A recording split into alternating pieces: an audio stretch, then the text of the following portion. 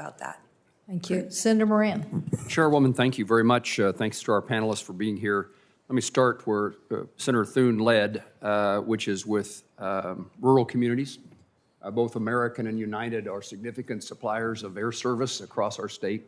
Essential air service is a significant component of the ability to do that. I think it was you, Mr. Kirby, that talked about the cost of training and educating a pilot.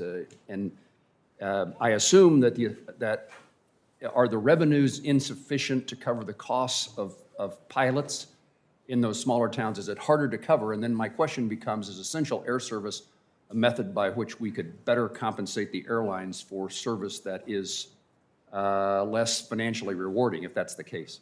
Yeah, Senator, thanks for the question again. And it is really important. Like, our bread and butter is flying to those small cities and connecting the world. We really want to, we don't want to take any of the cities off the map. And the issue, though, is not really about economics.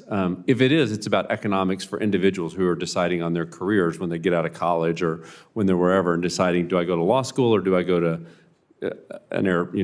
become a commercial airline pilot? And historically, we've never been involved in training pilots because a lot of them came out of the military or through other sources. And now the demand that we have for pilots simply exceeds the supply.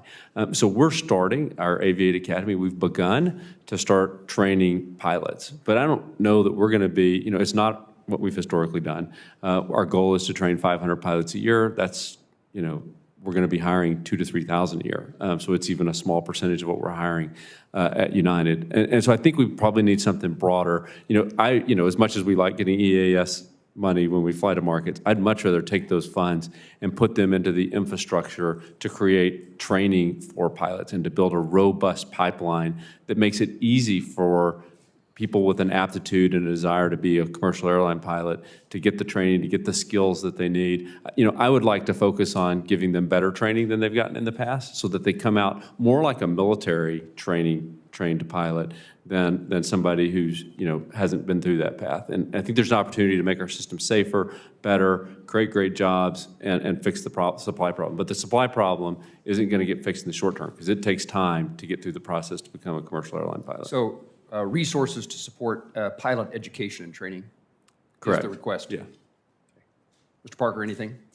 No, I agree. It's making more markets, EAS markets, would take a scarce resource and move it to different markets. But the real point here is that there's just not enough resources. My question was are there essential air service resources that could be devoted to creating the revenue necessary to educate pilots, not creating more essential air service opportunities? Excellent. Okay. Yes, I would agree that diverting them to pilot training would be a great idea. I've got to run that by my communities, but it is a huge component to Kansas. We, other than Alaska, probably are the most essential air service state in the country, and we appreciate the service you provide. Let me ask, first of all, let me indicate to Ms. Nelson that I am a frequent flyer, and I have lots of contact with gate agents and with flight attendants.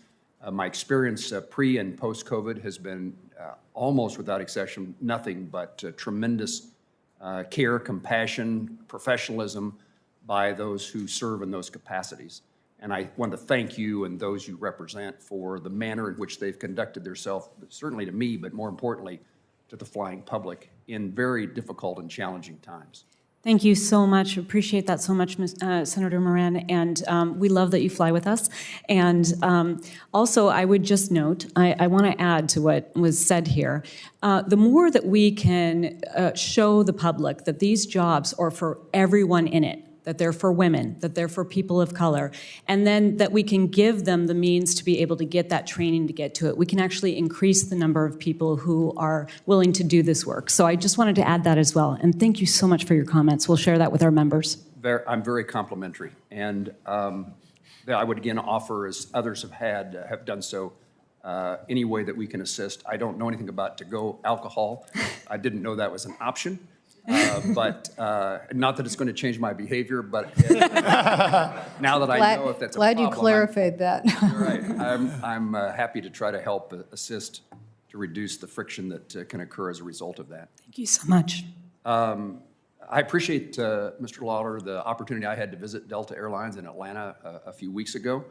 And I raised a couple of topics, although I mostly came there to listen and learn, but I checked with my airports. I would highlight for you the opportunity that Wichita ICT considers to fly to Salt Lake City, and would welcome that. It seemed like there was interest, but I would welcome any further conversation. I also want to thank you for the passenger lounge, the premium passenger lounge that you intend to build within the new airport in Kansas City. And why are you laughing? It's not for me. But I'm glad that you've chosen to assist in our new airport and its comforts and amenities. In addition to that, Southwest, I saw in the Business Journal, Kansas City Business Journal is going to pursue its sustainability efforts in Kansas City. And again, we welcome that further connection between Kansas City and Southwest. One of the bills that the chairman of this committee was very helpful in seeing was passed is a bill that I introduced to provide assistance. The Aviation Manufacturing Jobs Protection Program, designed to provide assistance to the workforce within those industries, those businesses that manufacture airplanes and its components. And I again thank the chairwoman for her help in that accomplishment. But I want to make certain that it's known that the ability to build new airplanes is not just a manufacturing issue, it's an airline issue. And I would like to, if you wouldn't mind confirming that, assuming that that's true, what it means to you to be able to continue to access new aircraft, often built in Kansas. Right. And if you could quickly, because he's over time, and I want to get to, you can see that the subject of this hearing and your being here, which I think actually is the first time that we've had many of you here in almost a decade, that you can see that this committee has a lot of aviation issues, and I want to make sure all our colleagues get questions. I'm But sorry.